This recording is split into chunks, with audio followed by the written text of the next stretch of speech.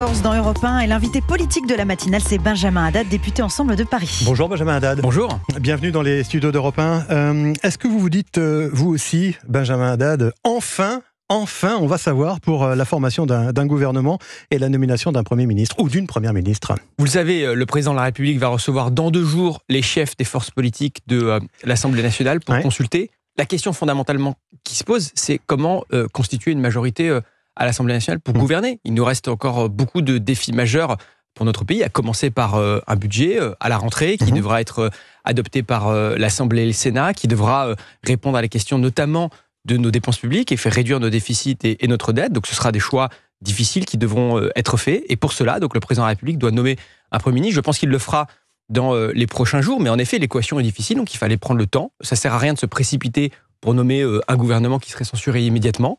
Et donc il faut être capable d'élargir, de travailler bien sûr avec les Républicains, et puis avec les sociodémocrates modérés qui comprennent qu'il faut continuer de réformer notre pays, qu'il faut continuer d'avoir une réponse forte sur le régalien, sur l'autorité, sur l'ordre, et c'est ce qu'attendent nos concitoyens. Est-ce que ça n'a pas été trop long quand même, cette prise de temps, comme vous dites, pour réfléchir Beaucoup de Français déjà pouvaient comprendre qu'on avait les Jeux Olympiques, qui ont été un succès formidable, qui ont été un moment d'unité, de rassemblement, donc il fallait mettre de côté la politique pendant ces quelques semaines de Jeux Olympiques. Et puis une fois de plus, ce que je vous dis, c'est-à-dire qu'à un moment la question c'est pas d'aller vite ou pas vite, c'est de constituer une majorité pour gouverner. J'entends le nouveau Front populaire qui nous explique qu'il faut nommer Lucie Castet Premier ministre. Alors, tout d'abord, il n'y a absolument rien dans la Constitution qui explique que le président de la République doit se précipiter pour nommer le représentant d'un mouvement qui certes est arrivé légèrement en tête aux élections législatives, mais qui est très loin de constituer une majorité à l'Assemblée nationale, comme on l'a vu d'ailleurs, puisque c'est Yael Braun-Pivet qui a été réélue présidente de l'Assemblée nationale, parce que nous avons su travailler avec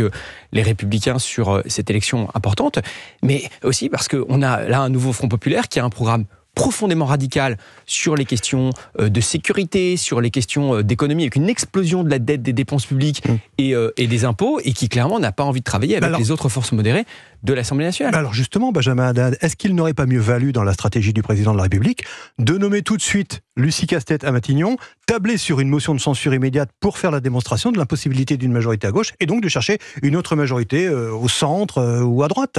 Bon, ce que vous dites, ça a été proposé par certains. Il y a des commentateurs, des analystes qui proposent cette approche. Je dois reconnaître que ce n'est pas mon avis.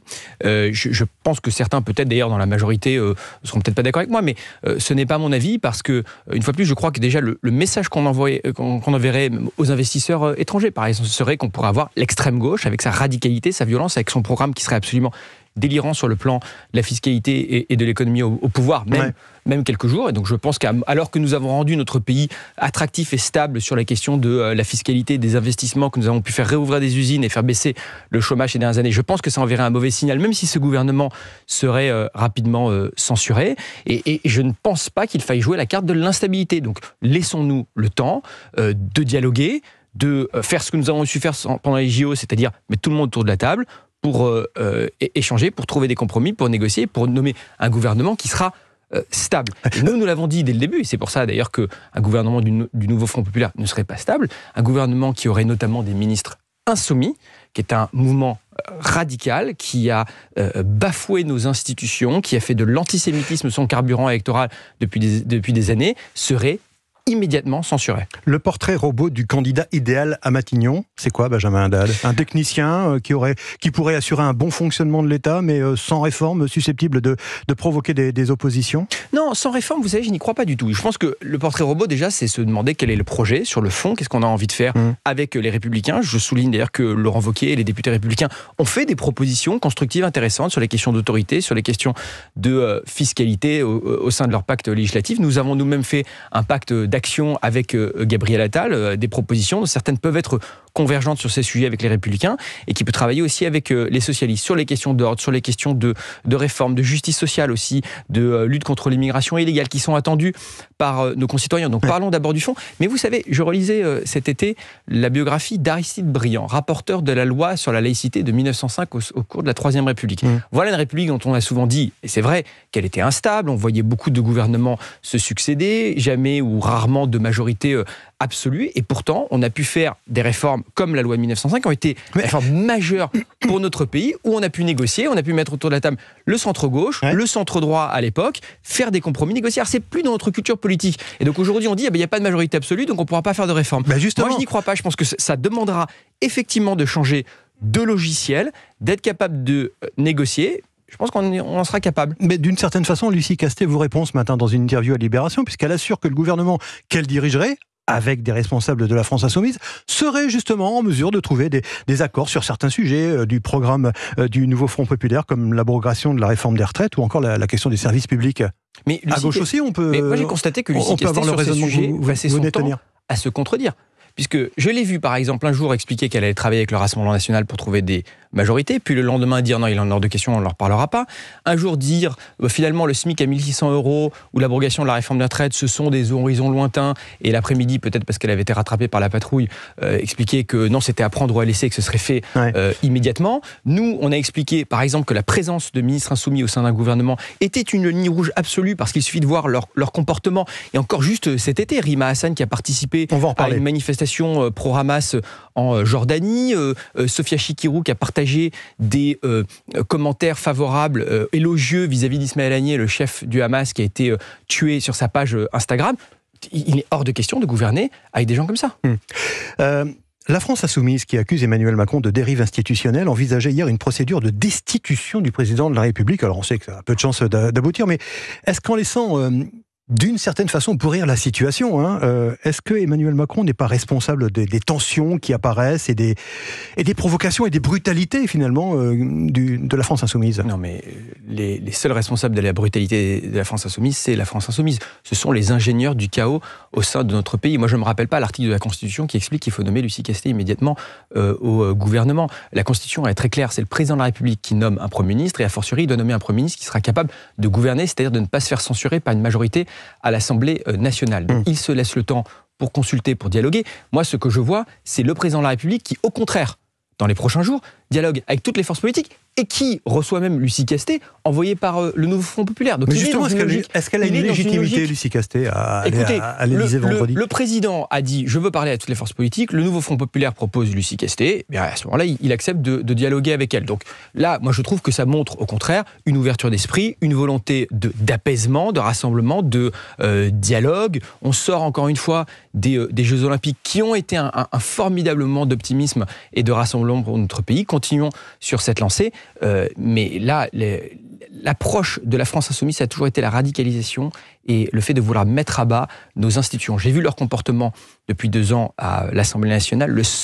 La seule conséquence concrète que ça a eu, c'est de faire monter inexorablement le Rassemblement national dans notre pays. Il n'y a aucun sujet sur lequel vous pouvez discuter avec le nouveau Front Populaire et la France Insoumise? Avec la France Insoumise, certainement pas. Moi, je souhaite travailler avec les socialistes sociodémocrates, avec qui nous aurons peut-être des désaccords, mais sur les sujets comme l'urgence de la transition écologique, avec les Verts d'ailleurs aussi, sur les questions de justice sociale, sur les questions européennes. Moi, j'étais président du groupe d'amitié France-Ukraine au mandat précédent. J'ai beaucoup travaillé avec les socialistes et les écologistes sur ces sujets, sur lesquels d'ailleurs il faut reconnaître qu'ils étaient en désaccord profond avec la France Insoumise, qui a toujours été dans l'alignement systématique avec la Russie, mais sur les sujets européens, on a su se retrouver. Moi, quand j'entendais la campagne de Raphaël Glucksmann aux élections européennes, sur beaucoup d'aspects, je peux comprendre pourquoi des électeurs se sont retrouvés dans son message, que je trouve être un message positif et optimiste, et non pas un message anti-républicain comme celui des Insoumis. Et quand vous l'entendez, Raphaël Glucksmann, dans une interview au Point, demander que l'on se, entre guillemets,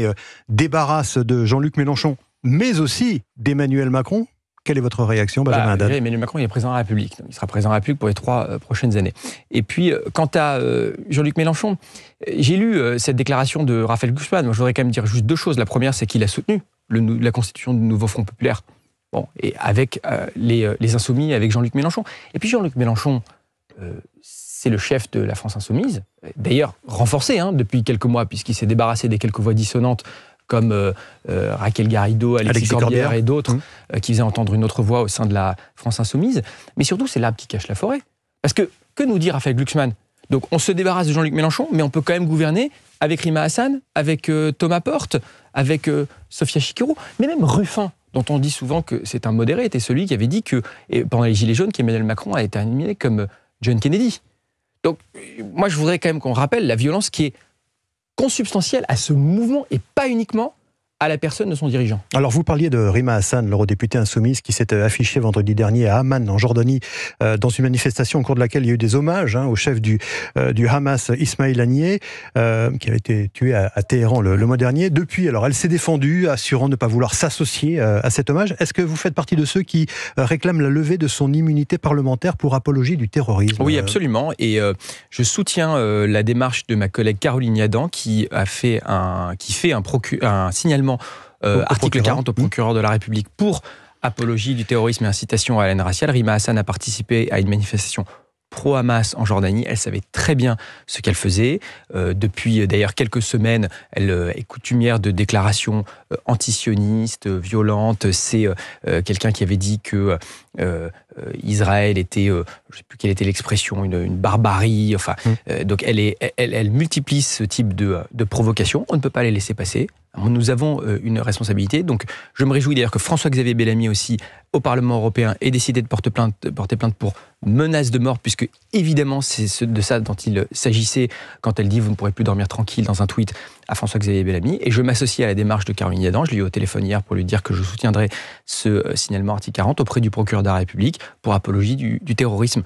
On ne peut pas laisser passer ce genre de propos. Moi, je suis tout à fait favorable à ce qu'on ait un débat mesuré, responsable, ouvert sur le conflit israélo-palestinien, mais pas si on remet en cause la réalité de la barbarie de ce qui s'est passé le 7 octobre ou qu'on s'associe à des gens qui manifestent pour le Hamas. 2 mots sur l'actualité à l'étranger, Benjamin Haddad. Vous connaissez bien la vie politique américaine. Vous êtes un chercheur en relations internationales. Vous avez beaucoup travaillé sur le sujet. Vous avez suivi, j'imagine, même peut-être un peu de loin, l'investiture de Kamala Harris cette nuit par le camp démocrate. D'abord, première question, si elle est élue, est-ce que ce sera une bonne nouvelle pour la France et pour l'Europe ?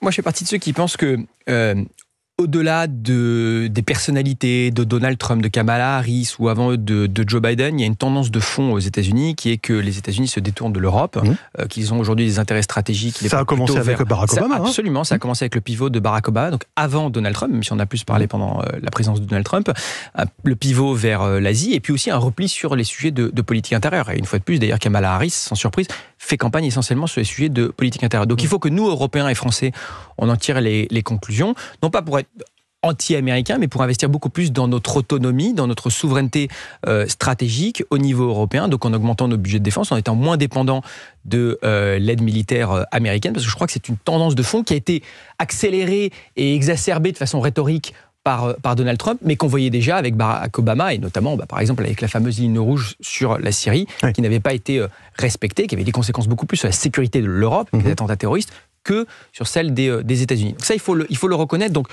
au fond, au-delà de se poser la question de si c'est Trump ou Kamala Harris, moi je crois que si Kamala Harris est élue demain, ce sera probablement une bonne nouvelle pour les États-Unis, mais il ne faut pas pour autant se reposer sur nos lauriers et dire bon, c'est bon, on ne va pas avoir à se poser de problème sur l'orientation des États-Unis au niveau de l'Europe. Oui, parce qu'il restera le conflit en Ukraine, restera le conflit au Moyen-Orient, sur lequel les États-Unis, enfin sur lesquels les États-Unis ne pourront pas se détacher, quoi, de toute façon. Oui, mais il restera aussi les tendances protectionnistes que l'on a vues sous Joe Biden comme sous Donald Trump. Joe Biden n'a pas levé la plupart des tarifs douaniers qui avaient été imposés par Donald Trump. Joe Biden a fait l'IRA, c'est-à-dire l'investissement massif dans la transition environnementale et dans l'industrie américaine, qui était profondément protectionniste au détriment de l'industrie européenne. Donc tant mieux pour les industries américaines, mais effectivement, le président de la République et les dirigeants européens avaient eu raison de dénoncer une démarche qui avait été faite de façon totalement unilatérale par les États-Unis.